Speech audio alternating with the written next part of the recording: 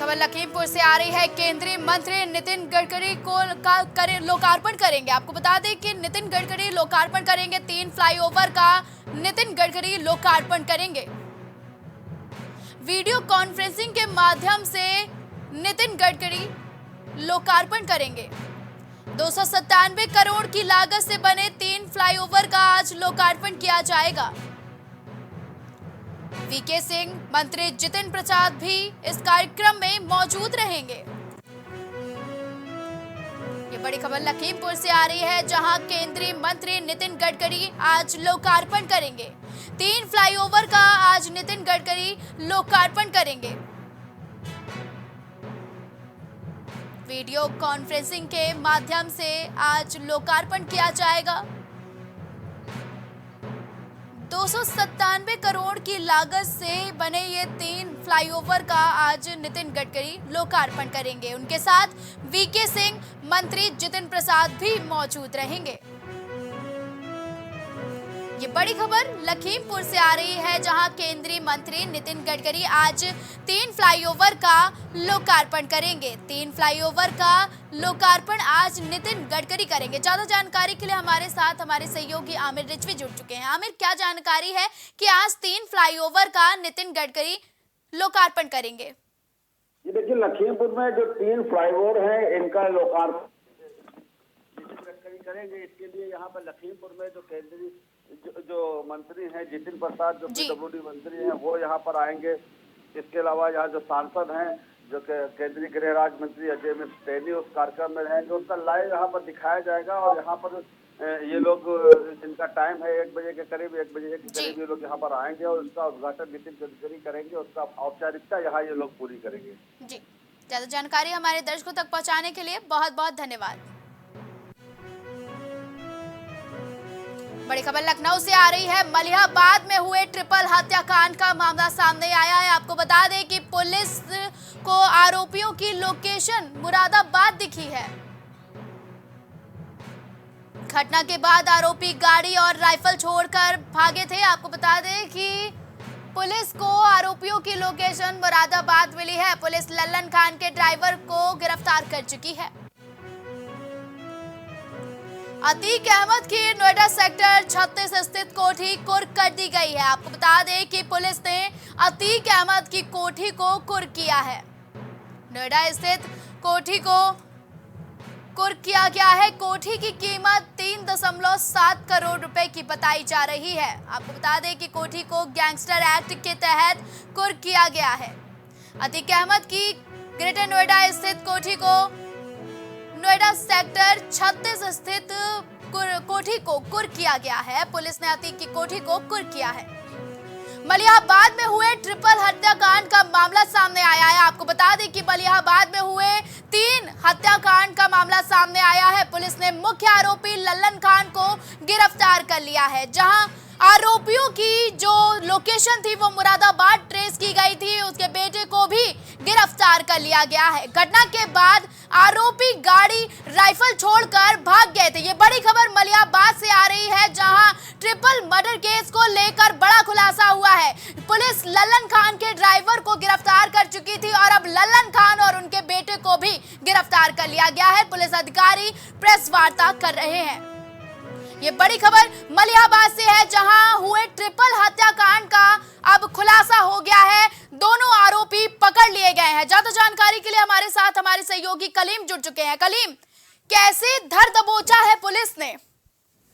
देखिए स्वप्निल जी, जिस तरीके से बात की जाए ट्रिपल हत्याकांड का जो मुख्य आरोपी लल्लन खान और उसके बेटे की फिलहाल शुक्रवार से लगातार तलाश की जा रही थी, लेकिन आखिरकार पुलिस को इस मामले में सफलता मिली और बाप बेटे दोनों की गिरफ्तारी की हुई है। फिलहाल जिस तरीके से जो कयास लगाए जा रहे थे कि जो बाप बेटे विदेश भागने की फिराक में है, लेकिन जिस तरीके से पुलिस सूत्रों के द्वारा जो जानकारी मिली थी कि उनकी लोकेशन मुरादाबाद ट्रेस हुई है, लेकिन गिरफ्तारी कहां से की गई है अभी फिलहाल इस मामले में किसी तरह की पुलिस ने कोई जानकारी नहीं दी है कि गिरफ्तारी उसकी कहां से हुई है। लेकिन अधिकारियों ने इस मामले में साफ तौर से कहा है कि इस पूरे मामले की जानकारी मीडिया से जब रूबरू होंगे तो इस घटना का पूरा पर्दाफाश करेंगे और आखिर कैसे क्या कुछ गिरफ्तारी हुई है इसका पूरा राज खोलेंगे। और जिस तरीके से अगर लल्लन खान की बात की जाए तो लल्लन खान एक बड़ा बदमाश भी बताया जाता है, क्योंकि उसके ऊपर गैंगस्टर जैसी कार्रवाइयां भी रही है।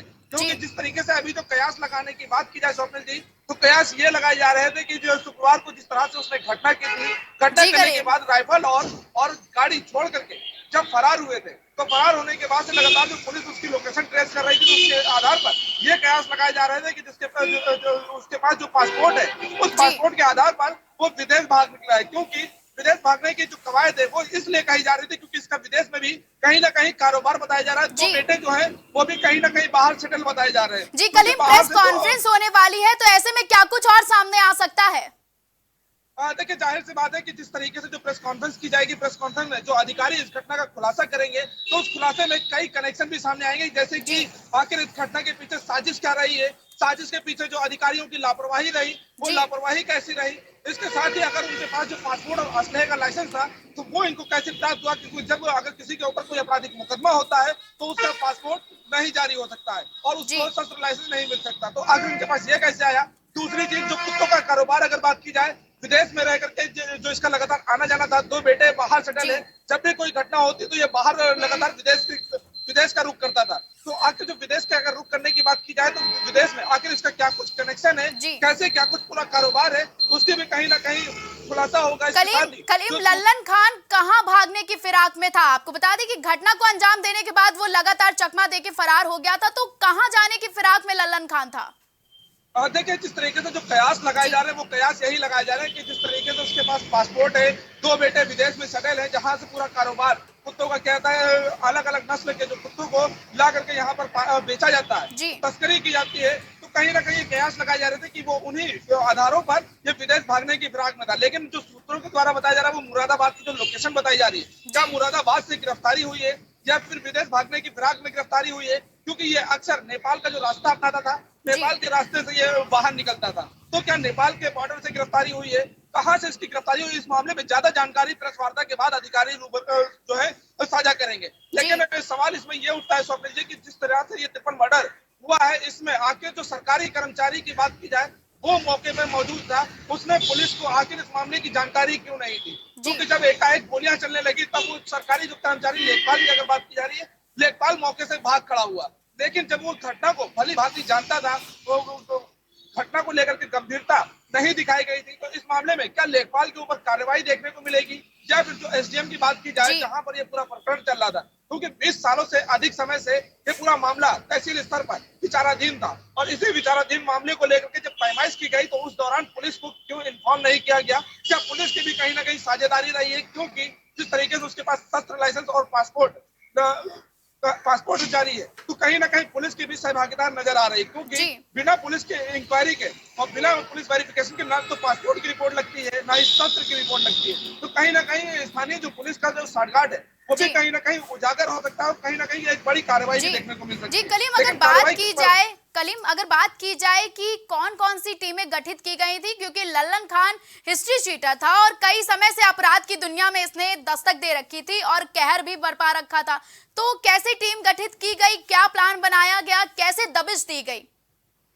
देखिए, जिस तरीके से लल्लन खान की अगर गिरफ्तारी को लेकर के बात की जाए, जैसे ही उसने घटना की थी, घटना के बाद से फिलहाल वो भाग तो निकला था, लेकिन अगर पुलिस कमिश्नर के द्वारा बताया जाए तो 5 टीमें जो गठित की गई थी, जिसमें से क्राइम ब्रांच को भी लगाया गया था, स्थानीय पुलिस को भी लगाया गया था, सर्विलांस टीम भी लगाई गई थी, एसओजी टीम जो लगातार तलाश कर रही थी, क्योंकि एक टीम जो सीसीटीवी कैमरों की तलाश कर रही थी, दूसरी टीम उसकी लोकेशन ट्रेस कर रही थी, तीसरी टीम उसके जो स्थानीय ठिकाने हैं या फिर उसकी जो संपर्कीय जहां पे वो ठहर सकता था, वहां पर दबिशें दे रही थी। इस तरीके से टोटल 5 टीमें लगाई गई थी, जो उसकी तलाश में लगातार जगह जगह दबिश दे रही थी, गिरफ्तारी का प्रयास कर रही थी, लेकिन वो लगातार चकमा दे रहा था। लेकिन अगर रविवार की बात की जाए, शुक्रवार को घटना हुई, रविवार को जो उसकी गिरफ्तारी की बात सामने आ रही, क्योंकि गिरफ्तारी की जो पुष्टि की बात की जाए, वो एडीसीपी वेस्ट अभिजीत श्रीवास्तव ने इस मामले में पूरी तरीके से जानकारी दी है कि उसकी गिरफ्तारी हो गई है, और जब वो मीडिया से रूबरू होंगे तो इस मामले में पूरी तरीके से जो इसके घटना के खुलासे को लेकर के पूरा साझा भी मीडिया से करेंगे। जी, अगर कलीम बात की जाए लल्लन खान की, तो लल्लन खान का लिंक किन किन लोगों से है, क्योंकि अपराध की दुनिया में तो काफी पुराना नाम है लल्लन खान?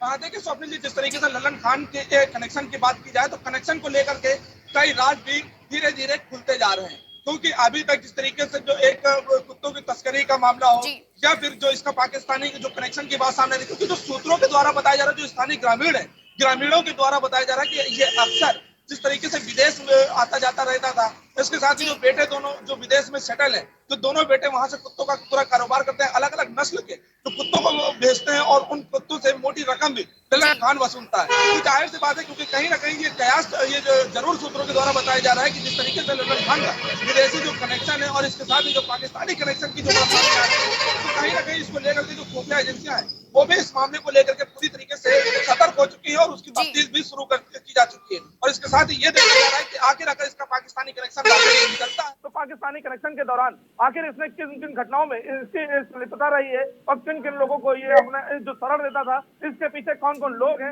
उन सभी का कहीं ना कहीं कनेक्शन भी खुलना बाकी है। जी कलीम, अब जनता जानना चाहती है कि ये खूंखार अपराधी लल्लन खान का अपराध की दुनिया में इसने कैसे दस्तक दी और इस खूनी खेल को कैसे अंजाम दिया। देखिए, फिलहाल जिस तरीके से बात की जाए इसका खूनी जो संघर्ष खेल है, वो खूनी संघर्ष खेल साल 2002 से ही स्टार्ट है। क्योंकि अगर इसकी दशक की बात की जाए तो ये अपने इलाके का गब्बर कहा जाता है। क्योंकि गब्बर इसलिए इसको लोग कहते हैं क्योंकि जिस तरीके से शोले फिल्म देखी होगी उसमें जो गब्बर का सीन है वो घोड़े से चलता था, तो वही हाल इसका भी रहता था। जब भी ये अपराध करता था तो अपराध के दौरान कभी ये बुलेट का इस्तेमाल करता था तो कभी घोड़े पर सवार होकर पूरे मोहल्ले में घूमता था। तो उन्हीं चीजों को लेकर के इसका नाम वहां पर जो गब्बर लोगों ने रखा था कि ये शोले का गब्बर है। और उसी गब्बर की तरह पूरी तरीके से इलाके में इसकी एक धौंस भी देखने को मिलती थी और उसी धौंस के कारण वहां पे जो इसका दबदबा है वो पूरी तरीके से दबदबा बनाया हुआ था। लेकिन अब अगर बात की जाए जिस तरीके से साल 2000 से इसकी आपराधिक जो हिस्ट्री है वो देखी जा रही, जो घटनाएं हुई, साल 2002 हुआ, फिर साल 2012 हुआ, फिर साल 2015 हुआ, फिर साल 2022 की घटना हुई, अब साल 2023 की जो घटना हुई, इन सभी घटनाओं को लेकर के भी साफ तौर से कहा जा सकता है कि ये एक जिस तरीके से हिस्ट्री सीटर रहा है, आपराधिक दुनिया का एक गब्बर कहलाता है। तो उन सभी चीजों को लेकर के वहां पर जो दबदबा था, उस दबदबे को लेकर के भी लोगों में काफी एक भय रहता था और इस घटना के बाद से उसने पूरे इलाके में एक भय का माहौल भी बना दिया था। फिलहाल अब जिस तरीके से गिरफ्तारी हुई है, गिरफ्तारी के बाद आगे कौन कौन एजेंसियां इससे पूछताछ करेंगी, क्योंकि जो कनेक्शन इसके सामने आ रहे हैं, पुलिस तो फिलहाल अपनी तफ्तीश कर रही है और इस घटना के पीछे क्या वाकई जमीनी विवाद को लेकर के हत्या की गई है या फिर इसमें आपसी रंजिश को लेकर के हत्या की गई है या किसी वर्चस्व को लेकर के हत्या की गई है। इसमें कई ऐसे पहलू हैं जिसको लेकर के पुलिस जो है खुलासा करेगी और इसके बाद क्या कुछ जांच करेगी, वो भी जब अधिकारी मीडिया से रूबरू होंगे तब इस मामले में कुछ खास ज्यादा जानकारियां हासिल हो सकती। जी, ज्यादा जानकारी हमारे दर्शकों तक पहुंचाने के लिए कलीम बहुत बहुत धन्यवाद। आपको बता दें कि लगातार जो बदमाशों के हौसले हैं वो बुलंद होते जा रहे हैं, लेकिन पुलिस प्रशासन की ओर से इन पर नकेल भी कसी जा रही है। आप देख सकते हैं कि लल्लन खान की गिरफ्तारी हो चुकी है और अब कुछ ही देर में अधिकारी प्रेस वार्ता करेंगे और इस मामले में पूरी जानकारी जनता तक पहुंचाएंगे। बड़ी खबर कन्नौज से आ रही है। मारपीट में घायल हुए युवक के इलाज का मामला सामने आया है। आपको बता दें कि पूर्व मुख्यमंत्री अखिलेश यादव ने आर्थिक मदद भी भेजी है। दीपू चौहान ने परिजनों से मुलाकात कर धनराशि सौंपी है। आपको बता दें कि घायल का इलाज करवाने के लिए परिवार असमर्थ है, इसलिए अखिलेश यादव ने धनराशि भेजी है। आर्थिक मदद के लिए अखिलेश यादव आगे आए हैं। घायल का आगरा के मेडिकल कॉलेज में इलाज चल रहा है। आपको बता दें कि मारपीट से जख्मी घायल का आगरा मेडिकल कॉलेज में इलाज चल रहा है। कन्नौज के इंदरगढ़ थाना क्षेत्र के वेसपुर का पूरा मामला बताया जा रहा है, जहां मारपीट में एक युवक घायल हो गया। आपको बता दें कि मारपीट के दौरान एक युवक बुरी तरह से घायल हो गया। ये बड़ी खबर कन्नौज से आ रही है, जहां पूर्व मुख्यमंत्री अखिलेश यादव ने परिजनों को आर्थिक मदद भेजी है। दीपू चौहान ने परिजनों से मुलाकात कर धनराशि सौंपी है। घायल का इलाज करवाने के लिए परिवार असमर्थ था। घायल का इलाज आगरा के मेडिकल कॉलेज में चल रहा है। आपको बता दें कि मारपीट में जख्मी युवक का इलाज आगरा के मेडिकल कॉलेज में चल रहा है। कन्नौज के इंदरगढ़ थाना क्षेत्र के वेसपुर गांव का ये पूरा मामला बताया जा रहा है, जहां एक युवक की बुरी तरह से पीट दिया गया। आपको बता दें कि एक युवक को पीट कर जख्मी कर दिया गया। उसके बाद पूर्व मुख्यमंत्री अखिलेश यादव ने परिवार को आर्थिक मदद भेजी है। परिवार की आर्थिक स्थिति ठीक ना चलते हुए इलाज में समस्याओं का सामना परिवार को करना पड़ रहा था। ज्यादा जानकारी के लिए हमारे सहयोगी फोन लाइन पर राम ऋषि जुड़ चुके हैं। राम, क्या जानकारी है कि परिवार असमर्थ था और लेकिन ये मारपीट क्यों हुई, युवक कैसे जख्मी हुआ? जी बिल्कुल। बिल्कुल बता दें, ये इंद्रगढ़ थाना क्षेत्र का मामला है। बेसेपुर गांव पड़ता है। 8 दिन पहले आपस में जो है पड़ोसियों से झगड़ा हुआ था, जिसमें एक युवक गंभीर रूप से घायल हो गया था, जिसको तिरवा मेडिकल कॉलेज रेफर कर दिया गया था, जहां डॉक्टरों ने उसको गंभीर देखते हुए आगरा रेफर किया था। आगरा में उसका इलाज चल रहा है और वहीं जो है उसकी स्थिति ठीक नहीं है। इसको देखते हुए पूर्व मुख्यमंत्री अखिलेश यादव ने अपने सपा नेता दीपू चौहान को भेजा है और उनसे मुलाकात की है। उसके बाद उनको धन राशि दी है। जी। अब आगे की बात की जाए कि पूर्व मुख्यमंत्री अखिलेश यादव के इस कदम से परिवार में क्या माहौल है? देखिए, आपको बता दें, परिवार में माहौल ठीक है। उनको जो है परिवार परेशान थे, उनकी जो स्थिति ठीक नहीं थी, लेकिन अब परिवार अपने आप को संतुष्ट मान रहे हैं। अब बता रहे हैं कि इससे थोड़ा बहुत हमें जो है इलाज में राहत मिलेगी। जी, ज्यादा जानकारी हमारे दर्शकों तक पहुंचाने के लिए राम बहुत बहुत धन्यवाद।